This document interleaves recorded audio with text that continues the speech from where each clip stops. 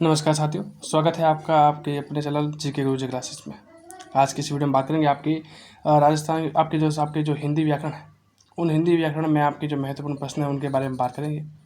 ये जो वीडियो है वो पूरा सामान्य व्याकरण में रहने वाला है, जिनमें आपकी जो व्याकरण से संबंधित जो पिछले साल में जो आपके प्रश्न पूछे गए हैं उन सभी प्रश्नों के बारे में इस वीडियो में बात करेंगे। साथ ही जो ये वीडियो है वो आपके आने वाले सभी एग्जाम, जिसमें आपके राजस्थान के सभी एग्जाम जिसमें आपकी हिंदी पूछी जाती है, चाहे वो BSTC का हो, वीडियो का हो, पटवा का हो, PTET का हो, 4th ग्रेड का हो, 3rd ग्रेड का हो, 2nd ग्रेड का हो, ये इवन मैं कह सकता हूँ कि राजस्थान का सभी एग्जाम जिनमें सामान्य हिंदी पूछी जाती है, उन सभी के लिए आपकी जो क्लास है वो इम्पोर्टेंट रहेगी, क्योंकि इसमें एक तरह से आपको जानने का मौका मिलेगा कि जो आपकी हिंदी सब्जेक्ट है उस सब्जेक्ट में आपके जो पिछले साल में किस तरह के प्रश्न पूछे जाते हैं, प्रश्नों का लेवल क्या रहता है और आपको जो आंसर है वो किस तरह देने हैं, उन सब के बारे में आपको एक आइडिया लग जाएगा। और आइडिया लगने के बाद अगर आप तैयारी करोगे तो आपकी तैयारी है वो पहले से बेटर हो जाएगी। तो आज की क्लास हम बिना देरी की शुरू करते हैं। तो सबसे आज का हमारा पहला प्रश्न रहने वाला है। तो पहला प्रश्न हमारे पास है कि समूहवाचक संज्ञा है। आपको बताना है कि समूहवाचक संज्ञा कौन सी है, गुलाब है कि अंगूर है, पौधे हैं या चावल है।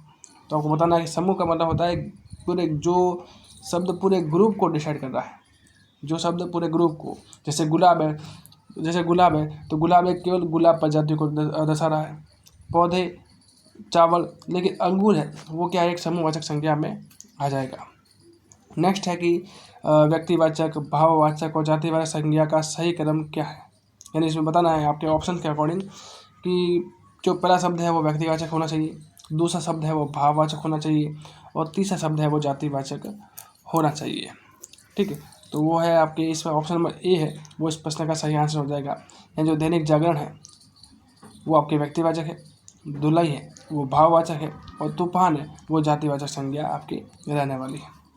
अगला है कि अकारांत और अकारांत अगला है कि अकारांत वो अकारांत संज्ञा कौन सी है। अकारांत और अकारांत संज्ञा होती है, क्या होती है आपको बताना है। तो वो आपकी पुल्लिंग होती है कि स्त्रीलिंग होती है कि दोनों होती है कि दोनों में से कोई नहीं होता है। तो इसका सही आंसर हो जाएगा आपके ऑप्शन नंबर ए।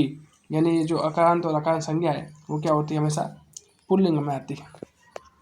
अगला है कि जो संस्कृत में जो अकारांत शब्द होते हैं, संस्कृत में अकारांत शब्द होते हैं वो शब्द पुल्लिंग होते हैं या स्त्रीलिंग होते हैं या दोनों होते हैं या कोई नहीं होते, वो आपको बताना है।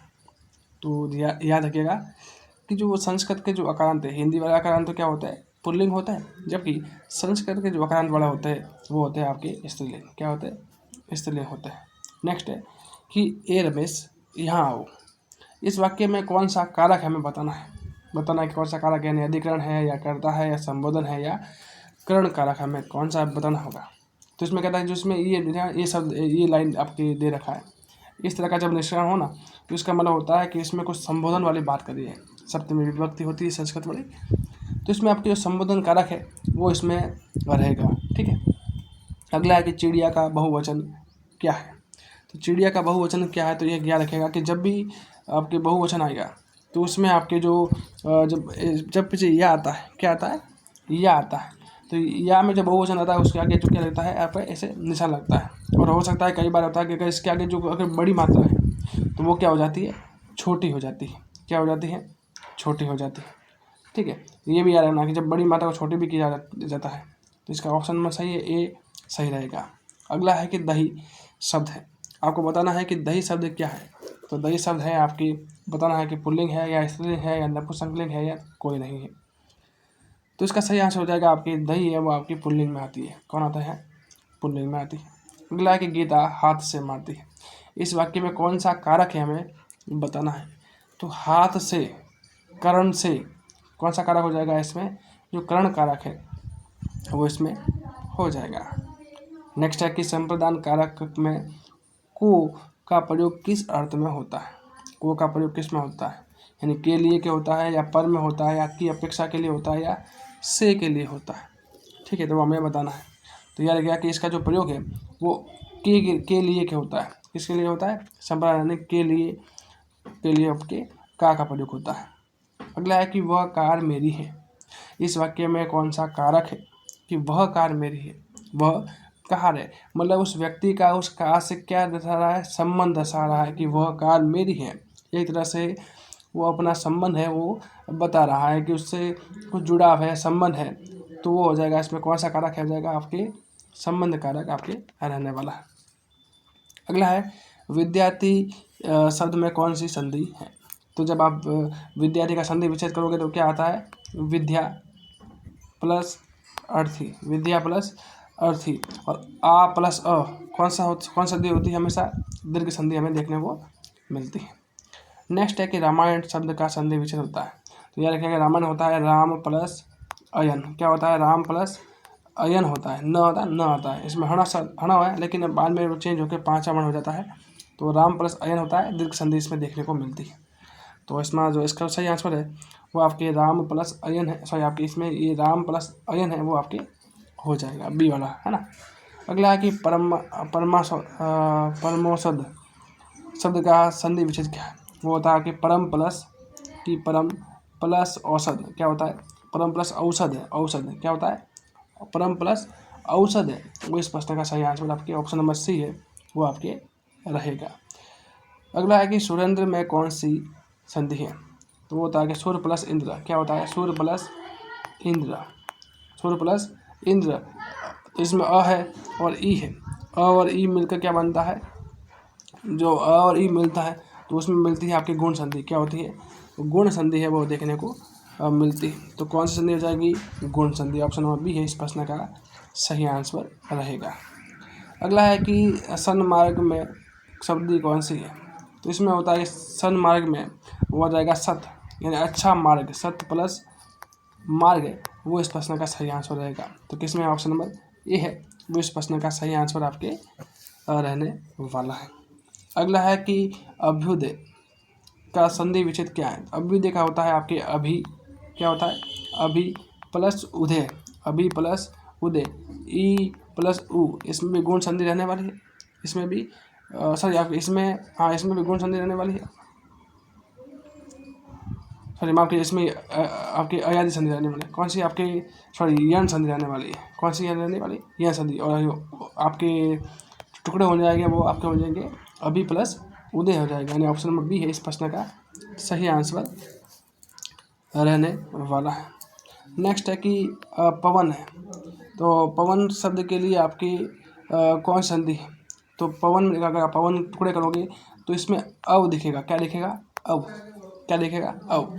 और अव के लिए हमेशा होती है आपके अव आव, इसके लिए क्या होती है आपकी अयादि संधि होती है। नेक्स्ट है कि पवित्र में कौन सी संधि विशेष है। तो पवित्र है ना, उसके लिए होता है आपके पौ प्लस इत्र। क्या होता है, पो प्लस इत्र है, वो होता है जब इसमें मिलता है तो बनेगा आपकी पवित्र, पो प्लस इत्र पवित्र बनता है। तो क्या हो जाएगा ऑप्शन, इसका ऑप्शन नंबर बी है इस प्रश्न का सही आंसर रहेगा। नेक्स्ट है कि आपके निर्गुण शब्द का संधि विच्छेद क्या होता है। वैसे निर्गुण का क्या होता है, आपके निर प्लस गुण है वो आपके रहता है, लेकिन अगर जब इसमें अगर या तो र करो, अगर र नहीं करते हो तो अगर र का विलोप होकर इसकी जगह क्या आता है, ये आपकी जो ये चिन्ह है वो आ जाता है और पीछे आ जाता है गुण। तो नहीं है प्लस गुण क्या हो जाएगा, निर्गुण आपके रह जाएगा। अगला है कि अध्ययन में कौन सी संधि है। तो अध्ययन की बात किया है तो अधि प्लस अन, अधि प्लस यन, अधि प्लस यन हो जाता है, अध्ययन हो जाता है। और इसमें आपकी कौन सी संधि आ जाती है, तो याद रखिएगा कि जो आज इसमें यह कौन सी आ जाएगी, यन संधि। कौन सी आ जाएगी, यन संधि। एक ऐसे याद रख सकते हो जैसे कि अगर आपको कोई शब्द दे दिया जाए, अगर आपको कोई शब्द दिया जाए, कौन सा, य व र ल, 4 अक्षर है आपके पास। अगर चारों अक्षर के आगे अगर कोई आधा वर्ण हो, क्या हो, आधा वर्ण हो और उसके पीछे अगर य व र ल शब्द अक्षर देखने को मिल जाए तो इसमें 100% है कि उसमें कौन सी संधि होती है, यण संधि होती है। ये बात नोट करके याद रखिएगा क्योंकि इस तरह के प्रश्न डायरेक्ट एग्जाम में देखने को मिलते हैं। तो सीधा सा है कि अगर आपको य व र ल देखने को मिले और इसके जस्ट आगे अगर आपको आधा वर्ण देखने को मिले तो समझ जाइए कि उसमें कौन सी संधि है, तो यण संधि रहेगी। ठीक है। अगर किसी शब्द में अगर आय, कौन सी, अगर किसी संधि है वो संधि में अय आय अब और आप अगर ये देखने को मिले तो समझो कि उसमें कौन संधि है, अयाली संधि। कौन सी है, अयाली संधि है, वो देखने को मिल जाएगी। ठीक है, तो ये सारी जो बातें हैं वो आप ध्यान रखिएगा, संधि विशेष में इंपॉर्टेंट बातें आपकी रहती हैं। तो आज की हिंदी क्लास हम यही रखते हैं। आई होप कि जितने भी प्रश्न हमने करे हैं वो आपको समझ में आए होंगे। तो वीडियो को लाइक और शेयर जरूर करिएगा। चैनल पर नए हैं तो चैनल को आप सब्सक्राइब भी जरूर करिएगा, ताकि ऐसी और भी जो वीडियो है वो आपके लिए लाई जा सके। और अगर चैनल पर नए हैं तो चैनल को सब्सक्राइब जरूर करिएगा। और आपको ये क्लास कैसी लगती है उसके बारे में आप वीडियो के कमेंट सेक्शन में कमेंट जरूर करिएगा, क्योंकि आप कमेंट करोगे तो हमें मोटिवेशन मिलेगी। और ऐसी और भी वीडियो है जो आपकी सभी एग्जाम के लिए हम जो इम्पोर्टेंट प्रश्न है वो आपके लिए लाए जा सके। तो मिलते हैं नेक्स्ट क्लास में, तब तक के लिए पढ़ते रहे, बढ़ते रहे। धन्यवाद।